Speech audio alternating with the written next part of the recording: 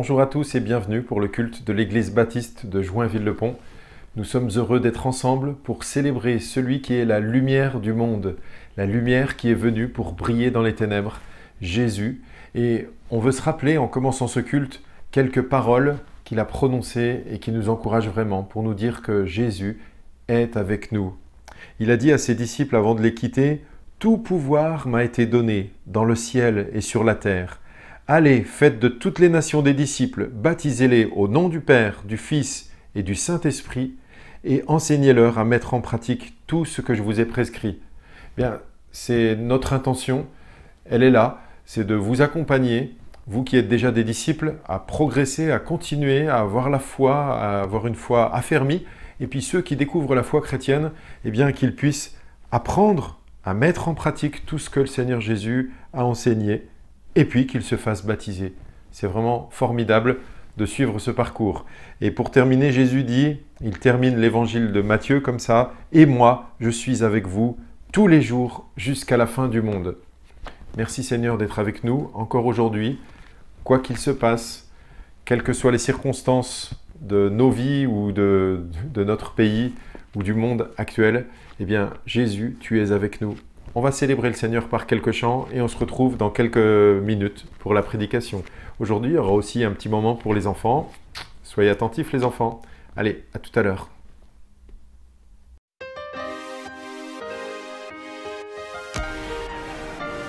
Ça fait plus de 2000 ans donc on n'y prête plus attention. Il faut vivre avec son époque car elle a toujours raison. Mais notre histoire serait en haillons si on enlevait ce maillon. ONG, hôpitaux, écoles crient son nom sous leur bâillon. Avant lui le pardon n'avait pas de pied à terre. Ses paroles arrivèrent comme une oasis en plein désert. Il a posé les fondements des droits de l'homme.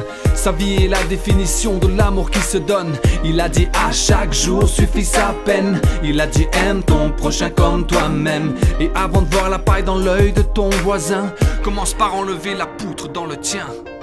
Qui est cet homme? D'où vient-il sinon tombé du ciel? Descendu pour nous y faire remonter. Entre l'humain et le divin, il est la passerelle, venu restaurer l'harmonie brisée. Oh oh oh oh oh oh oh oh oh oh oh oh.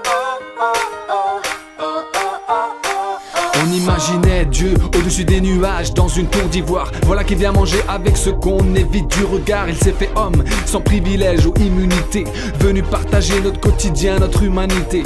Il a connu la routine de nos labeurs. Il a goûté à nos joies et nos crève-cœurs. L'univers porte l'empreinte de ses mains. Pas étonnant qu'il guérisse des malades et multiplie des pains. On l'a traîné dehors, accusé à tort. On a cloué son corps, on a ri de sa mort. D'un mot, il aurait pu tous les anéantir, mais il est resté suspendu pour nous éviter le pire.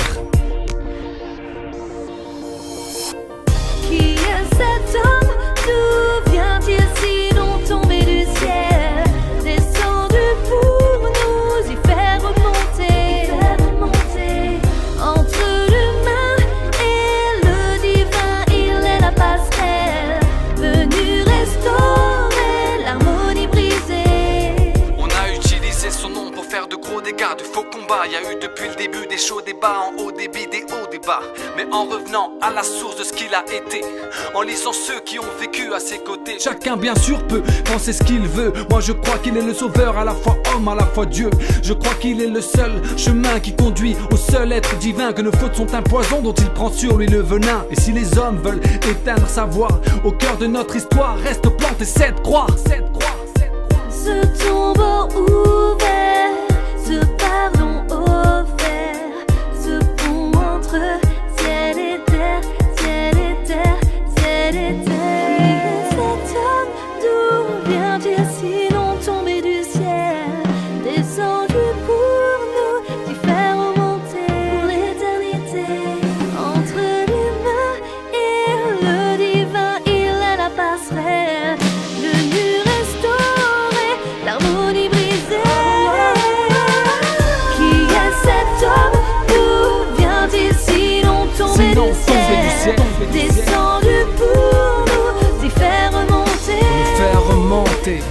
Entre l'humain et le divin, il est la seule passerelle venue restaurer l'harmonie brisée.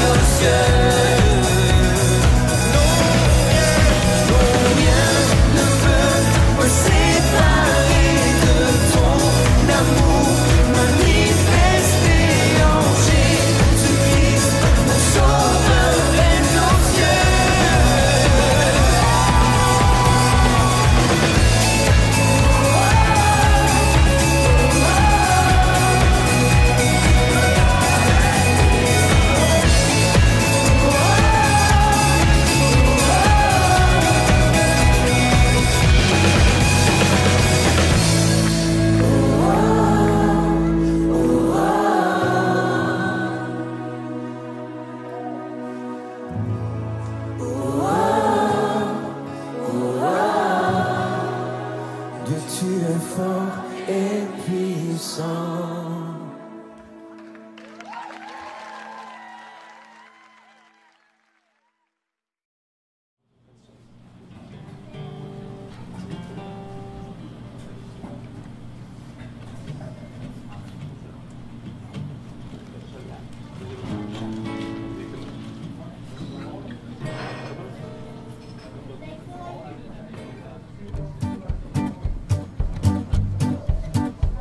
Auquel ami fidèle et tendre nous avons en Jésus-Christ, toujours prêt à nous entendre, à répondre à notre cri. Il connaît nos défaillances, nos chutes de chaque jour, sévère en ses exigences. Il est riche en son amour. Wow, oh, oh, wow, oh, oh, wow, wow, oh, wow, oh, oh, oh, oh, wow, oh, oh, wow, wow. Auquel ami fidèle et tendre nous avons en Jésus-Christ, toujours prêt à nous apprendre à vaincre en comptant sur lui. S'il nous voit vrais et sincères à chercher la sainteté, il écoute nos prières et nous met en liberté. Oh, oh, oh, oh, oh, oh, oh, wow, wow, wow, wow, oh, oh, oh, oh, wow, oh, oh, wow, wow. Go Jimmy.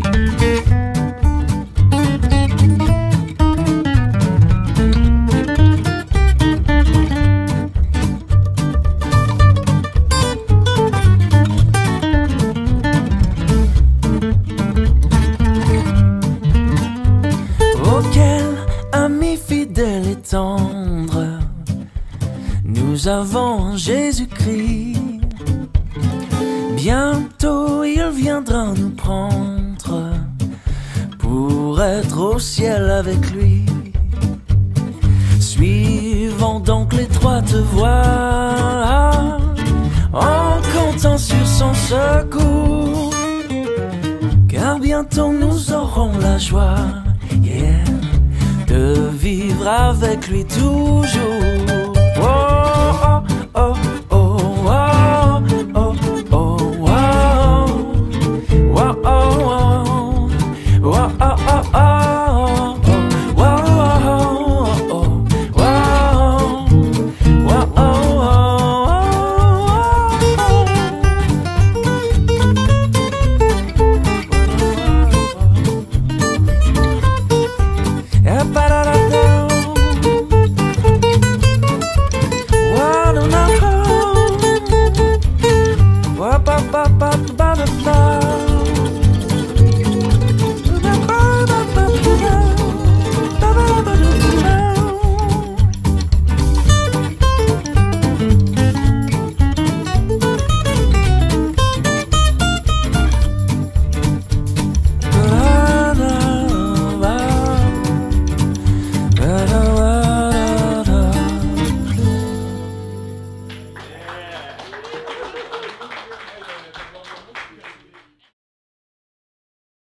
Coucou!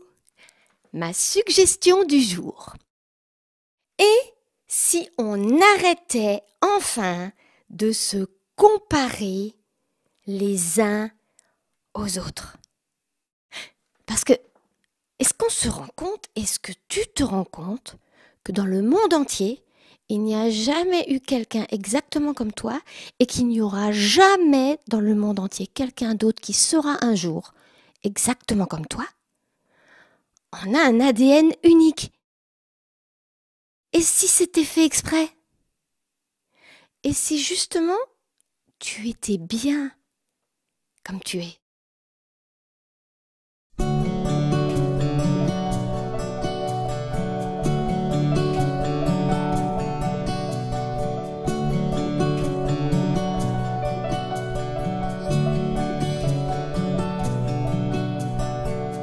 pas parce qu'on ne te les dit pas, ce n'est pas parce qu'on ne t'a jamais dit. C'est quelques mots qui font tant de bien, qui aident à mieux vivre la vie. Au fond de toi, tu aimerais encore, mais tu ne les attends plus. Ces quelques mots, j'y crois très fort, c'est pour toi je te les dis. Tu es bien, tu es quelqu'un de bien, je le sais, c'est sûr, il a voulu de toi. Tu es bien, tu es quelqu'un de bien, c'est le Créateur qui t'a voulu, toi. Ce n'est pas parce qu'on t'en a dit souvent, ce n'est pas parce qu'on t'en a trop dit. Des mots très durs qui te collent au cœur, tu ne sais plus, c'est peut-être une erreur. Jamais tu ne fais comme il faut, pas assez bien, tu en es sûr. T'aimerais t'en compter pour quelqu'un, t'aimerais qu'on te rassure. Écoute, tu es bien, tu es quelqu'un de bien, je le sais, c'est sûr, il a voulu de toi. Tu es bien, tu es quelqu'un de bien, c'est le Créateur qui t'a voulu, toi. C'est le Créateur,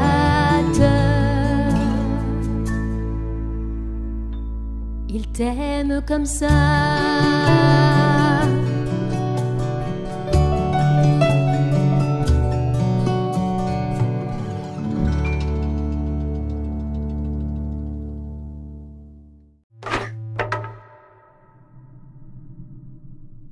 Il y a 3 livres dans la Bible connus comme étant les livres de sagesse. Proverbes, Ecclésiaste et Job. Le premier livre, Proverbes, démontre que Dieu est sage et juste. Oui, on a appris que Dieu a établi un monde juste, que les justes sont récompensés et les méchants punis. Autrement dit, on obtient ce qu'on mérite. Ensuite, on découvre l'Ecclésiaste qui constate que les gens n'obtiennent pas toujours ce qu'ils méritent. Exactement. Il affirme que le monde n'est pas toujours juste, que la vie est imprévisible et difficile à cerner, comme la fumée. Ce qui vous amène à vous demander, au fait, Dieu est-il sage et juste? Tout à fait. Et c'est donc cette question que développe le dernier livre de sagesse, Job. Ok, on se lance. Job débute par cette histoire étrange qui se déroule dans les cieux, un lieu décrit comme une espèce d'état-major céleste. Alors, Dieu s'y trouve entouré de ces créatures angéliques appelées les fils de Dieu, qui viennent toutes faire le rapport de leur service. Et Dieu leur fait remarquer la droiture et la bienveillance de son serviteur Job. Mais voilà qu'une de ces créatures angéliques avance. Son nom en hébreu est le Satan. Le Satan? Qui c'est celui-là? Eh bien, ce mot est en fait un titre dont la signification littérale est « celui qui s'oppose ». Au milieu de toute cette foule, il est le seul qui remet en question la manière dont Dieu dirige le monde et affirme qu'en réalité, Job n'aime pas Dieu, mais qu'il se montre bon uniquement parce que Dieu lui fait du bien. Il prétend que si Dieu lui enlevait tous ses biens, alors son vrai visage apparaîtrait. Donc, il pense que Job exploite juste le système? Tout à fait.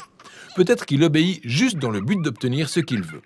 Alors, Dieu accepte de se prêter à cette expérience en autorisant Satan à affliger Job.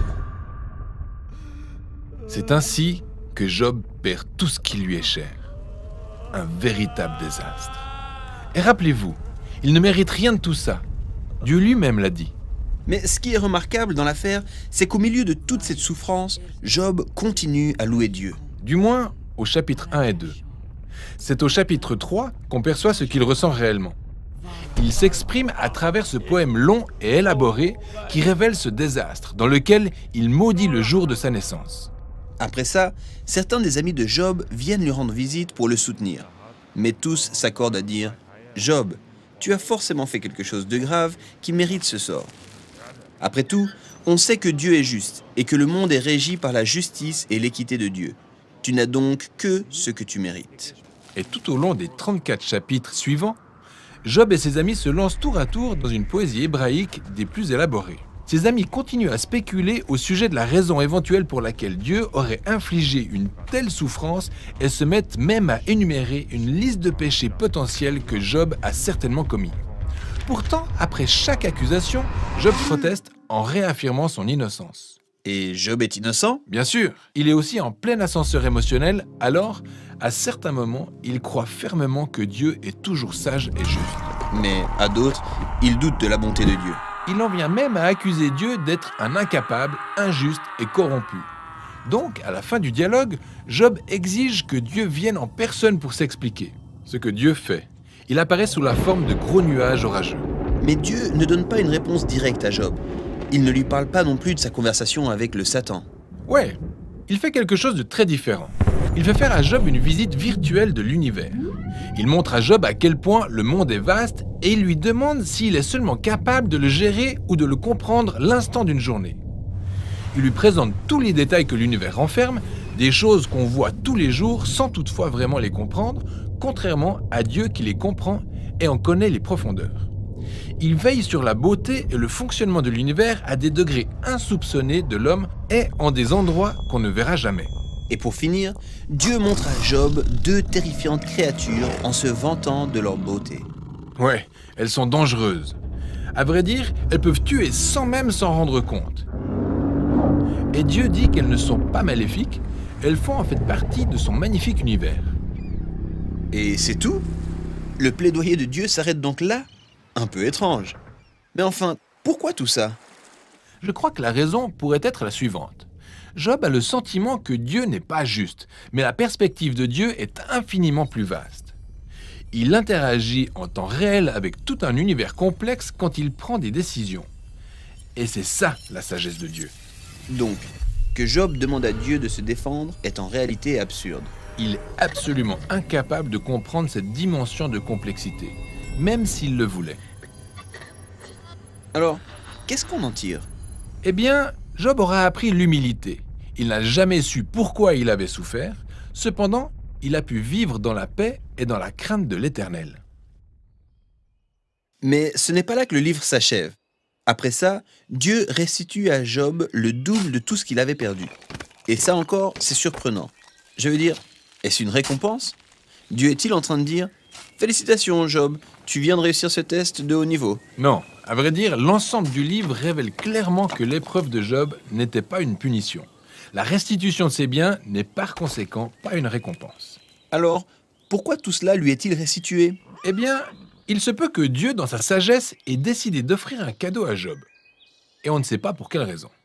Mais tout ce qu'on sait, c'est que désormais Job est le genre de personne capable de faire confiance à Dieu, quelles que soient les circonstances, bonnes ou mauvaises. Et voilà pour le livre de Job qui représente aussi la fin de notre série sur la sagesse. Ces livres bibliques sur la sagesse sont exceptionnels. Chacun d'eux offre une perspective unique permettant de mener une belle vie. Donc il est important de les garder tout à l'esprit alors qu'on apprend à vivre dans la sagesse et la crainte de l'Éternel.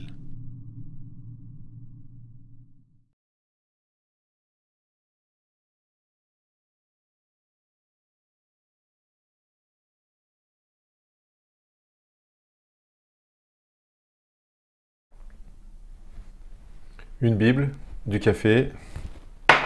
Ça va, je suis heureux. Je suis dans mon bureau, j'ai pas de masque. Tout va bien. J'ai une santé qui va à peu près pas mal en ce moment. Donc on va dire ça va. Et vous? Est-ce que ça va? Ah, c'est sûr, c'est pas l'année dont on a rêvé quand on s'est souhaité la bonne année le 31 décembre au soir ou le 1er janvier 2020. Vous vous rappelez? Quand on s'est souhaité de la réussite au niveau du travail, au niveau scolaire. On s'est aussi souhaité, peut-être pour certains, trouver un mari ou une femme. C'est plus compliqué en ce moment puisqu'on est confiné tout le temps, la moitié de l'année. On s'est souhaité un enfant, alors certains en ont eu et c'est chouette. Mais on s'est souhaité aussi, vous savez ce qu'on souhaite surtout? Ce qu'on ajoute à la fin. Et surtout la santé. Aïe, aïe, aïe. Voilà, c'est mal barré. Alors cette année, c'est vrai, elle est un peu particulière. Et ça continue en fait. On ne sait même pas si on va pouvoir faire les fêtes de Noël en famille. Eh ben, c'est comme ça. Qu'est-ce que vous voulez? Alors, dans toutes ces difficultés, on pourrait se poser une question, et il y en a beaucoup qui se la posent. Mais que fait Dieu dans tout ça? Je rencontre souvent des gens qui me disent que quand ils étaient petits, ils étaient très croyants. Ils allaient à l'église souvent. Et même parfois, certains disent, mais tous les soirs, je priais. Il y en a qui précisent même le mode opératoire. Ils disent, ben, tous les soirs, je me mettais à genoux et je priais le bon Dieu. Ah, ok. Et maintenant? Ah, ben maintenant, tu sais, avec ce que j'ai vécu, les épreuves, les difficultés, les maladies, les guerres, enfin, toutes sortes de choses qui font que ben, c'est plus difficile de croire en Dieu. Et alors, malheureusement, beaucoup de ces personnes qui croyaient vraiment en Dieu quand elles étaient petites, eh bien, beaucoup de ces personnes ont laissé leur foi, ont tout abandonné et pensent que Dieu n'existe pas ou que Dieu est méchant, que Dieu ne les aime plus. Mais vous savez quoi? Il y a quelque chose aussi, c'est que même parmi les gens qui continuent à fréquenter l'Église, même parmi nous en fait, ça nous arrive d'avoir des hauts et des bas. On n'est pas toujours au top de notre forme spirituelle. Les chrétiens et les pasteurs aussi, tous ceux qui sont engagés dans une église en fait, tous ceux qui ont la foi ne sont pas toujours sur une pente qui monte, et puis ou toujours au top.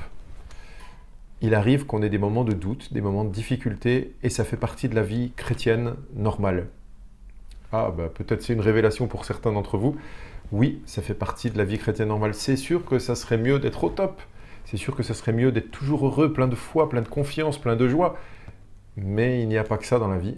Et on va voir ça ce matin au travers d'un psaume. D'un psaume de quelqu'un qui, justement, a vécu ce même genre de questions difficiles dans son cœur. L'impression que Dieu l'a abandonné. L'impression que ça va durer toujours. Et avec ces questions, mais Dieu, pourquoi tu fais rien? Pourquoi tu ne me délivres pas? Pourquoi je souffre, en fait? Jusqu'à quand tu vas te cacher? Ce genre de questions, on les trouve régulièrement dans les psaumes. D'ailleurs, si vous avez loupé la série de prédications sur les psaumes, c'était durant cet été, je vous rappelle, au mois de juillet et au mois d'août. Vous pouvez les retrouver sur ma chaîne YouTube. Mais donc, on voit cet homme dans le psaume 77 qu'on va voir aujourd'hui. C'est un homme qui s'appelle Asaph et qui se pose beaucoup de questions. Oh, comme nous, il serait sans doute capable de dire que Dieu ne change pas. Les chrétiens le disent souvent, Jésus-Christ est le même hier, aujourd'hui et pour l'éternité. On le dit, on le croit, et parfois dans la pratique, dans notre fort intérieur, on a quelques doutes et on en souffre en plus. On n'ose pas trop en parler parce que c'est pas très politiquement correct de dire qu'on a des doutes ou qu'on a des inquiétudes. Mais donc nous allons méditer aujourd'hui ce psaume 77 pour voir comment en fait cet homme s'en est sorti finalement de ces questions difficiles. Mais je vous propose de regarder donc psaume 77. Nous lisons déjà au verset 1. Au chef de chœur, d'après Jeduthun, psaume d'Asaph. Ma voix s'élève vers Dieu et je crie.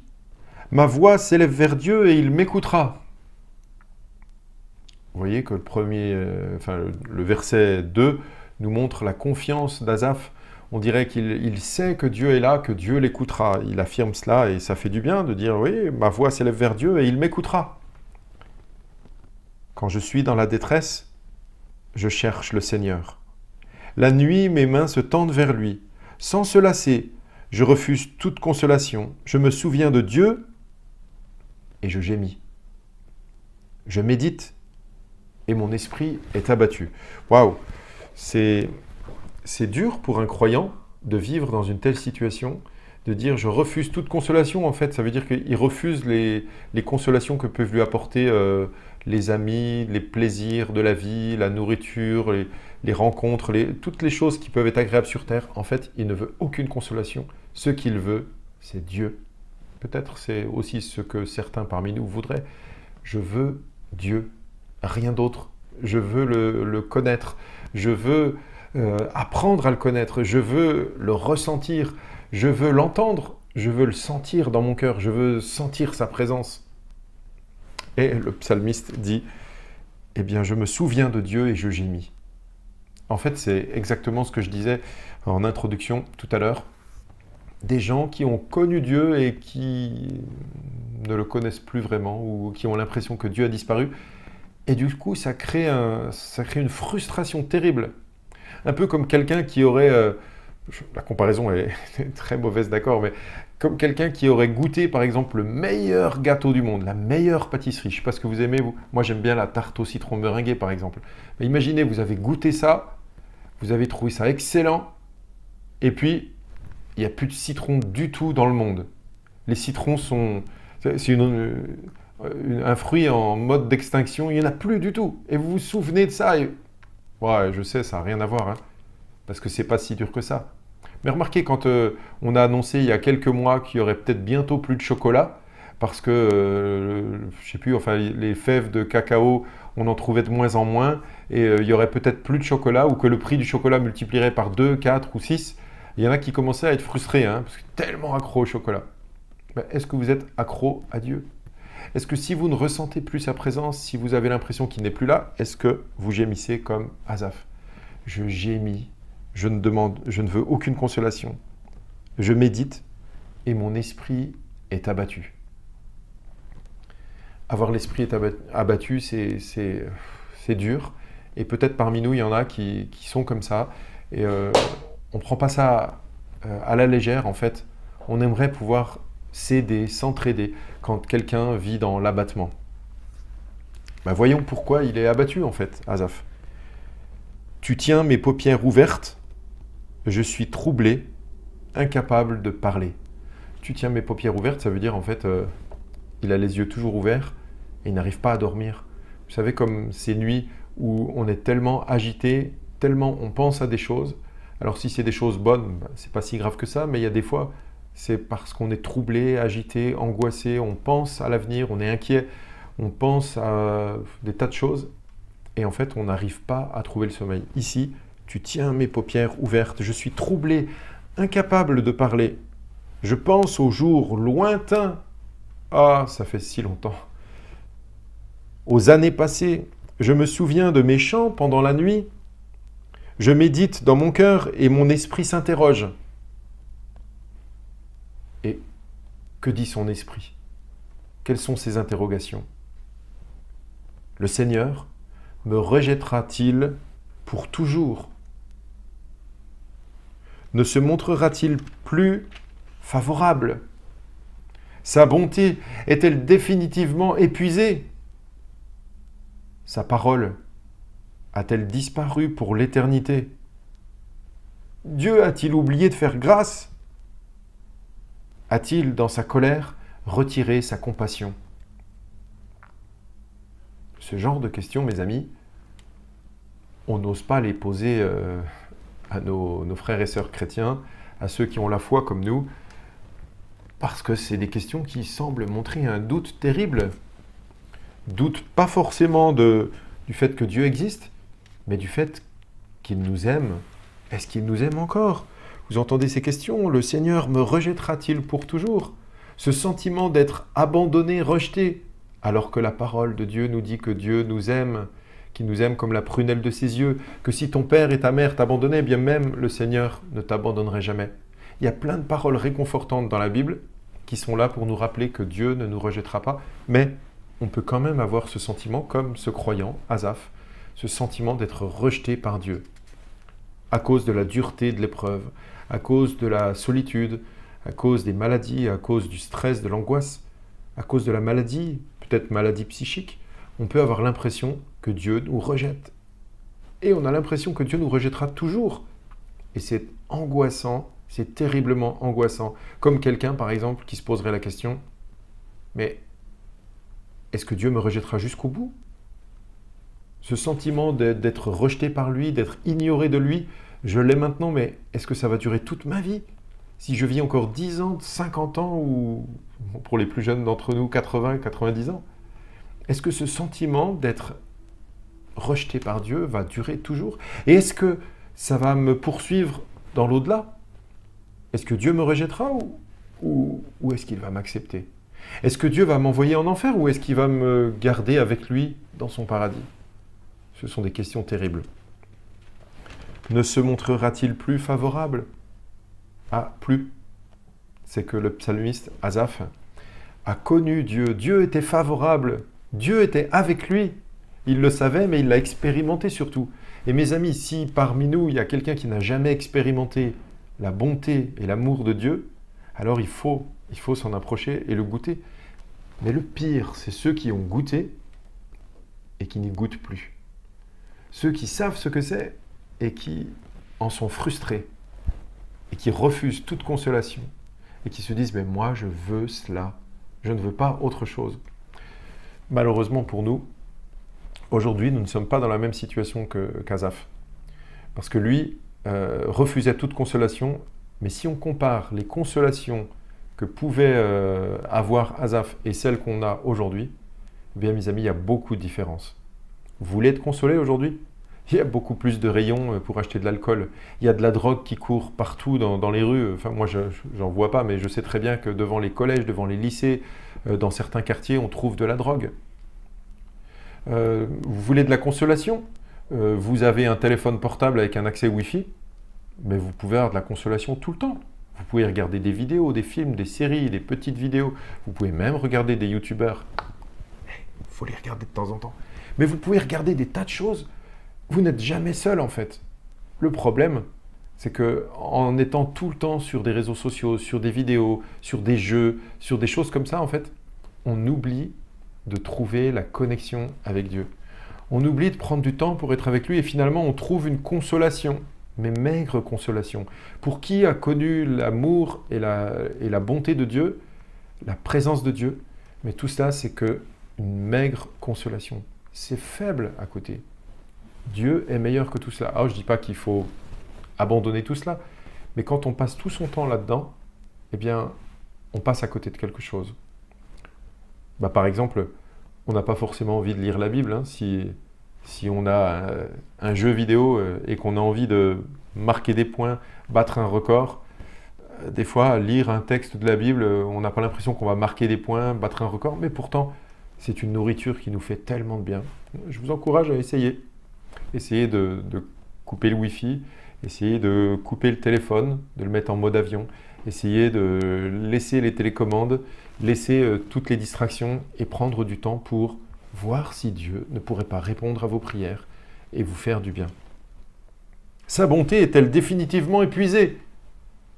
Eh bien là aussi, Asaph avait l'habitude de voir Dieu bon. Il le connaissait. Et là, c'est fini. C'est fini. Et il en a marre. Il aimerait bien que ça recommence. Sa parole a-t-elle disparu pour l'éternité? Alors, il ne parlait pas forcément de sa parole écrite, parce que ça, il l'a toujours. Mais sa parole, le fait que, sans doute, Asaph a pu parfois entendre Dieu, le consoler, le parler, être dans son cœur.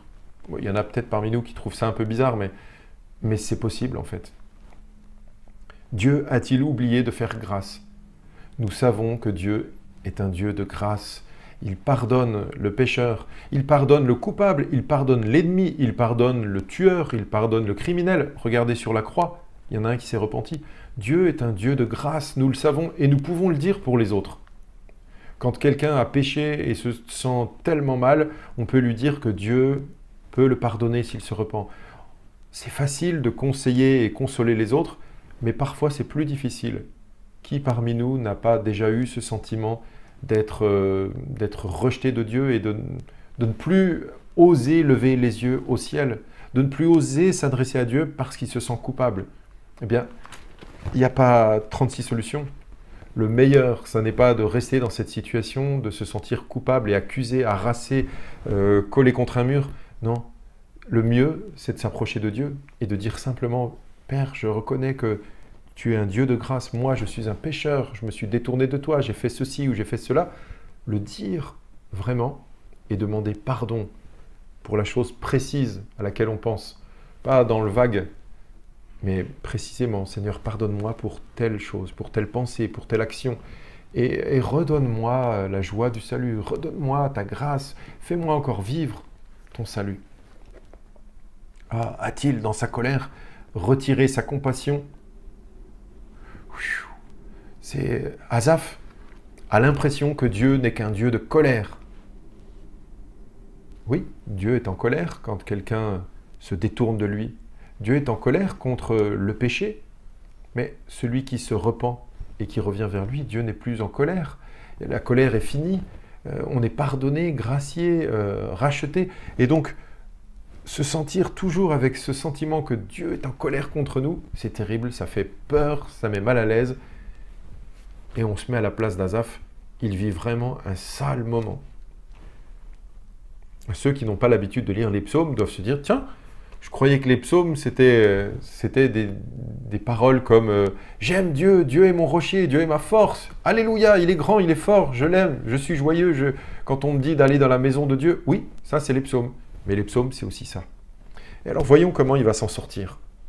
Eh bien, Asaph va prendre conscience de ce qui fait véritablement sa souffrance. Eh bien, lisons au verset 11. « Je me dis, ce qui fait ma souffrance, c'est que la main droite du Très-Haut n'est plus la même. Je me rappelle la manière d'agir de l'Éternel. » Oui. En fait, il a l'impression que ce qui fait sa souffrance, c'est que la main droite du Très-Haut, c'est-à-dire de Dieu, n'est plus la même. Quand il dit la main droite, bon, c'est ce qu'on appelle un anthropomorphisme, c'est-à-dire qu'on prête à Dieu des caractéristiques humaines. Dieu n'a pas une main, en vrai, mais il voit comme la main de Dieu agir. Et cette main de Dieu, la main droite, c'est celle qui agit, qui devrait le délivrer, l'aider, le secourir. Eh bien, c'est ce qu'elle faisait avant, mais maintenant sa main droite a changé. Elle n'est plus la même. Donc, Dieu n'agit plus.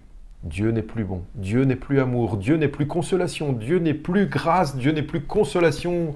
Dieu n'est plus compassion. Dieu n'est plus bonté. Dieu est absent. Dieu me fait souffrir. Dieu... Voilà les sentiments qui animent Asaph. Et quand il dit, ben voilà, c'est à cause de ça que je souffre, il croit avoir trouvé la solution. Et si on s'arrête là, et si on fait ça, on peut rester des semaines, des mois et des années à souffrir ainsi, inutilement. Mais merci Seigneur, on a la parole, la Bible. Et si on la lit, si on la médite jour après jour, on y trouve des enrichissements, des consolations et des conseils extraordinaires. Vous voulez que je m'arrête là? La méditation de ce psaume 77, je m'arrête là, je vous mets un dernier chant, et vous êtes complètement abattus, et vous dites, mais il nous a dit qu'il y avait des problèmes, et il nous a même pas dit comment on peut s'en sortir. Eh bien, la résolution, en fait, se trouve dans ce psaume 77. Souvent, les psaumes sont comme ça. Il y a une partie où le psalmiste, c'est-à-dire celui qui écrit le psaume, on l'appelle comme ça, le psalmiste, il dit ce qu'il souffre, ce qui ne va pas, il dit son malheur, des fois même il accuse Dieu d'être à l'origine de son malheur, des fois il ose dire ce qu'il sent vraiment à Dieu. Il ne fait pas juste des prières toutes faites comme « Seigneur, je t'adore, je t'aime » et tout, alors qu'il ne le pense pas, ça n'a pas de sens. Il dit réellement ce qu'il pense et c'est un encouragement que je vous adresse et que les psaumes nous adressent à tous. Ben, soyons vrais devant Dieu, disons-lui ce que nous ressentons. Seigneur, je veux te dire clairement ce que je ressens, ce que je suis. Je te raconte ce que je vis à l'intérieur. Je te dis ma souffrance, je te dis mon désespoir, je te dis ma peur d'aller en enfer, par exemple. Je te dis mes doutes, je te dis mon envie de pécher, je te dis, oh, pardonne-moi, Seigneur. Je te raconte tout. Et donc la solution, vous la voulez? Bon, allons-y. Donc, je me rappelle la manière d'agir de l'Éternel. Oui, je veux me souvenir de tes miracles passés. Ah, je veux me souvenir de tes miracles passés. Ça veut dire qu'Asaph, quand il a raconté que Dieu était bon, plein de compassion, plein de grâce, et puis tout cela, il était nostalgique et ça le frustrait de ne plus le voir. Et là, il passe à une autre dimension, il veut s'en rappeler pour pouvoir se faire du bien et s'encourager et dire, mais en fait, s'il était comme ça, j'ai tort. Il n'a pas changé en fait. J'ai beau avoir dit, ce qui fait ma souffrance, c'est que la main droite du Très-Haut n'est plus la même. Finalement, en repassant dans mon cœur tous les miracles du passé, tout ce que Dieu a fait, alors je vais être encouragé. Et ça va me faire du bien et je vais dire, mais c'est ce Dieu-là qui n'a pas changé, qui est toujours le même. Eh bien, voilà ce que fait Asaph et voilà ce que je vous encourage à faire. Je veux me souvenir de tes miracles passés. Quels sont les miracles passés que connaît Asaph? Eh bien, ce que Dieu a fait dans sa vie, ce que Dieu a fait dans son peuple, du temps de son vivant, mais aussi ce qu'il a fait, par exemple la traversée de la mer Rouge, la sortie du peuple d'Égypte, l'installation dans le pays de Canaan, comment Dieu a béni un tel et un tel. Tout cela, il le connaît. Et ensuite, je réfléchis à toute ton activité, je veux méditer tes hauts faits. Ô Dieu, tes voies sont saintes. Quel Dieu est grand comme Dieu. Tu es le Dieu qui fait des miracles. Waouh! Si vous prenez la fin de ce psaume, là on n'est pas tout à fait à la fin, hein, je ne vais pas aller jusqu'au bout, mais ce passage-là, par rapport au début, c'était très pessimiste, c'était très décourageant. On avait l'impression qu'on s'enfonçait plus bas que terre. On creusait un trou et on s'enfonçait dedans, on recouvrait de la terre. Et là, on a l'impression qu'on s'élève vers Dieu. Oui, Dieu, tes voies sont saintes. Quel Dieu est grand comme Dieu. Tu es le Dieu qui est... Non, tu es le Dieu qui fait des miracles. Pas tu es le Dieu qui faisait des miracles et tu n'en fais plus, oh mon Dieu, oh là là. Non, tu es le Dieu qui fait des miracles. En fait, Asaph repasse dans son cœur les bontés de Dieu passées, il compte tous les bienfaits de Dieu et en les comptant, il les repasse devant ses yeux, comme ce chant qu'on va écouter juste après, vous vous en doutez, compte les bienfaits de Dieu, mets-les tous devant tes dieux et tu verras, en adorant, combien le nombre en est grand. Oui, Dieu est grand et il a fait des miracles. Alors je vous encourage à faire comme Asaph. Est-il possible que vous puissiez prendre un peu de temps, pendant le chant qui va suivre, de compter vous aussi les bienfaits de Dieu, de vous rappeler et de le raconter peut-être à quelqu'un, ça peut vous encourager. Raconter à quelqu'un un bienfait de Dieu.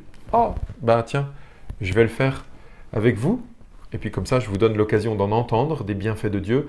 Et vous pourrez aussi le faire avec votre conjoint, vos enfants, vos parents, vos amis. Prenez le téléphone.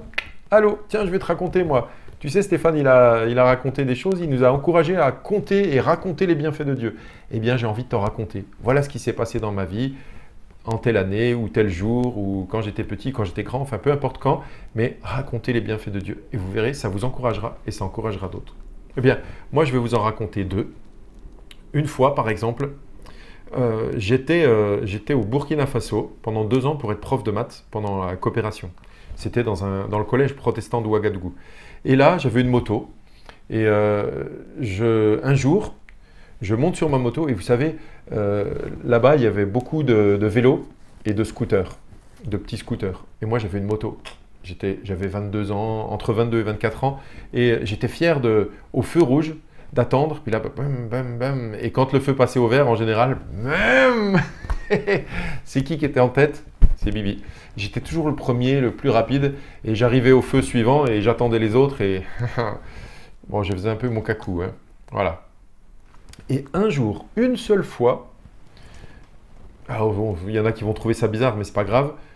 Je suis à un feu, je vais pour démarrer de chez moi en fait, et au moment où je démarre de chez moi en moto, j'avais peut-être 4-5 km à faire, il y avait pas mal de feu, et là, dans ma tête, je ne sais pas comment expliquer ça, les non-croyants vont trouver que je suis fou, mais c'est pas grave. Dans ma tête, il y a une petite voix qui me dit, est-ce que c'est ma conscience, est-ce que c'est Dieu? En tout cas, moi, sur le moment, je prends ça comme un avertissement, je prends ça comme Dieu me parle. J'entends pas avec mes oreilles, mais dans ma tête, dans mon cœur, il y a cette voix qui parle, qui me dit, fais attention, va pas trop vite, fais attention. Puis plusieurs fois comme ça, à tel point que je me dis, mais faut que j'en tienne compte quand même. Et à chaque feu, au lieu de faire comme d'habitude, de démarrer en trombe, et bien là, j'étais avec cette petite voix dans ma tête, fais attention. Et j'ai démarré normalement en fait, donc bien moins rapidement que d'habitude. Et à un feu. Il y a quelqu'un qui était en scooter, un papy là, qui discutait sur le trottoir, qui était arrêté sur le côté, et sans regarder, il s'est mis à accélérer d'un coup et à couper la route. Donc traverser la route de manière perpendiculaire comme ça pour revenir dans l'autre sens. Et moi j'arrivais comme ça. J'étais au feu et en fait j'ai démarré. Et là il est venu devant moi et je me suis retrouvé avec une figure de style en moto. Vous voyez avec les deux roues, la roue avant, la roue arrière. La roue avant a continué comme ça, la roue arrière a fait... J'ai failli taper le bonhomme, et comme ça, couché, pas complètement à terre, mais... Boum. Et je suis passé limite. J'ai la moto casse-couille comme ça et je me suis arrêté, j'ai regardé le gars, je dis wow! Et en fait, j'ai trouvé ça impressionnant. Parce que ce gars-là, j'ai pu l'éviter tout juste parce que j'allais vraiment pas trop vite par rapport à d'habitude. Si j'avais foncé comme d'habitude, je pense que je serais rentré en plein dedans. Pour moi, ça a été un bienfait de Dieu. Quand ça s'est passé, j'ai dit... Dieu m'a averti et je suis tellement reconnaissant de ne pas finir à l'hôpital. Un deuxième bienfait de Dieu, un jour, j'étais jeune chrétien et je voulais trouver un travail pour l'année scolaire suivante. Je voulais trouver un travail et j'avais envie de trouver un travail de surveillant la nuit, vous voyez, dans un internat ou pion dans un collège. Mais le mieux, l'idéal, c'était surveillant la nuit. Parce que ça me permettait de travailler le soir et puis de surveiller la nuit, mais la nuit on dort quand même. Et donc j'avais fait ce plan-là et c'était au mois de mai, un jour début mai je crois, je me suis mis à genoux dans ma chambre d'étudiant. J'avais pas de travail, donc pour l'année suivante, j'étais en logement étudiant, mais c'était un peu cher et je m'étais dit il faudrait que je trouve un logement, l'idéal donc surveillant la nuit. Je me mets à genoux, je prie ce matin-là et jamais j'avais prié pour ça et je prie ce jour-là. Je demande à Dieu, Seigneur, aide-moi, j'ai besoin, enfin je lui exprime mon besoin vraiment. J'aimerais un travail, j'aimerais pouvoir payer mon logement, enfin il faudrait que je trouve, j'exprime mon souci quoi. J'ai pas de logement pour l'an prochain, ça coûte cher, voilà. Comment je vais m'en sortir financièrement, je ne sais pas. Et ce jour-là, j'étais entre midi et 2 en train de passer dans un couloir devant un petit bureau d'embauche pour étudiants. Et au mois d'octobre ou novembre, j'étais allé dans ce petit bureau d'embauche et j'avais rempli une fiche. Donc c'était pour embaucher des étudiants. J'avais rempli une petite fiche et j'avais bien sympathisé avec la secrétaire. Et elle m'avait demandé dans cette fiche de dire quels étaient mes hobbies, ce que je voulais. Et donc j'avais comme ça pu donner des cours de guitare et des cours de maths parce qu'elle m'appelait régulièrement pour me proposer des cours en fait à des jeunes autour de la fac. Et puis j'avais mis aussi en bas, j'aimerais bien être pion ou surveillant d'internat, ça m'arrangerait bien. Eh bien, ce jour-là, je passe dans le couloir devant ce petit bureau d'embauche. Je ne suis pas en train de penser, tiens, il faudrait que j'aille voir si je trouve un logement ou du travail et tout. Je passais juste devant comme ça et en parlant, j'étais avec un copain, je passe. Et là, j'entends mon nom. Monsieur Polegato. Je dis, bah, c'est bizarre, il n'y a personne dans le couloir à part mon copain et moi. Et donc, je me dis, tiens, ça doit être dans le petit bureau d'embauche. Donc, je frappe à la porte, j'ouvre. Et la dame du bureau d'embauche me dit, Monsieur Polegato, entrez. Vous savez quoi? Je viens d'avoir un appel d'un internat, le Krebs. Vous savez, c'est les sportifs de haut niveau. C'était à 1 kilomètre à peu près de la fac. Et elle me dit, ils viennent de m'appeler, ils ont besoin de surveillants pour leur internat. Donc, si vous voulez, allez-y, ils vous attendent. Oh, je dis, c'est incroyable. Je dis, merci, j'y vais. J'y suis allé en courant, je suis arrivé là-bas. Le directeur du Krebs me reçoit dans son bureau. Il m'a regardé avec des yeux comme ça. Il dit, mais comment ça se fait que vous êtes déjà là? Je viens à peine d'appeler. Ben, je dis, je passais devant le bureau et ma petite étoile m'a bien aidé parce que la dame m'a reconnu, elle m'a appelé, elle m'a envoyé. Donc ce monsieur m'a embauché, j'ai été maître d'internat, j'ai pas eu à payer de logement puisque j'étais logé gratuitement.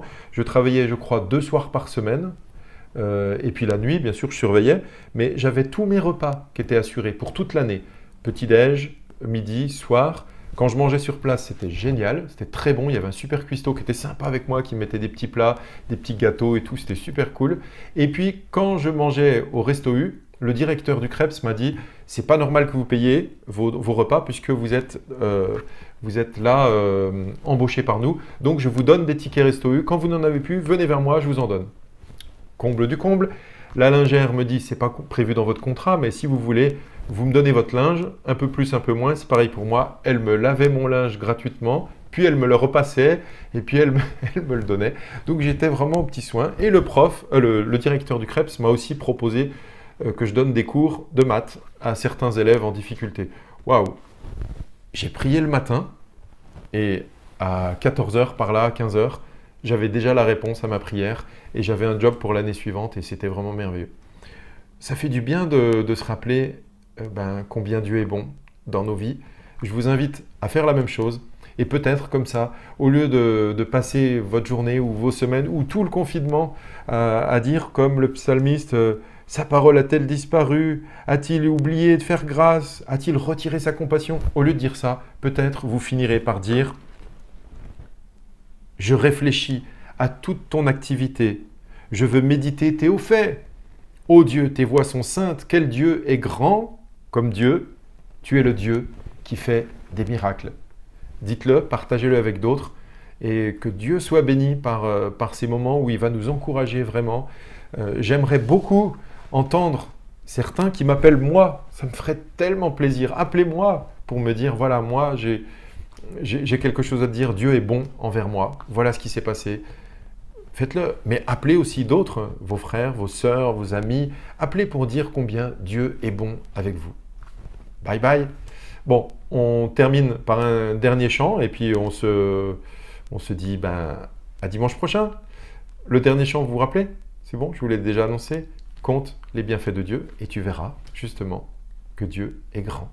Et donc pendant le dernier chant, je vous invite à vous saluer dans la fenêtre de chat et aussi à en profiter pour compter les bienfaits de Dieu. Bye bye, à bientôt.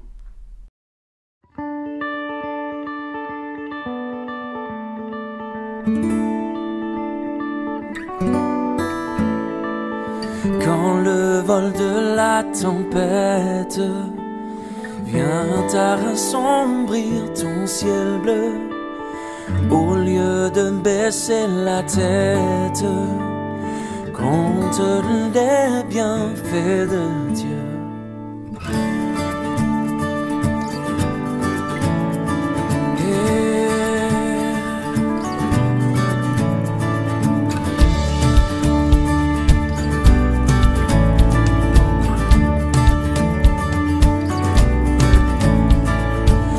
Sur la route glissante, tu chancelles sous ta croix. Pense à cette main puissante qui t'a béni tant de fois. Compte les bienfaits de Dieu, mets-les tous devant tes yeux, et tu verras en adorant combien le nom en est grand.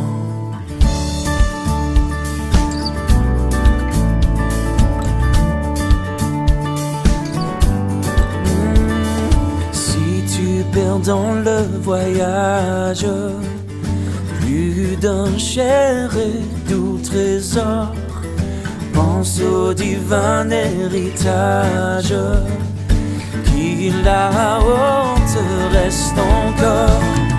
Compte les bienfaits de Dieu, mets-les tous devant tes yeux, et tu verras en adorant combien le nom en est grand. Compte les bienfaits de Dieu, mets-les tous devant tes yeux, et tu verras en adorant combien le nom en est grand.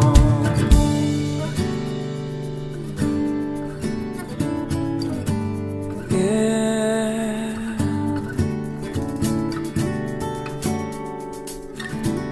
Compte les bienfaits.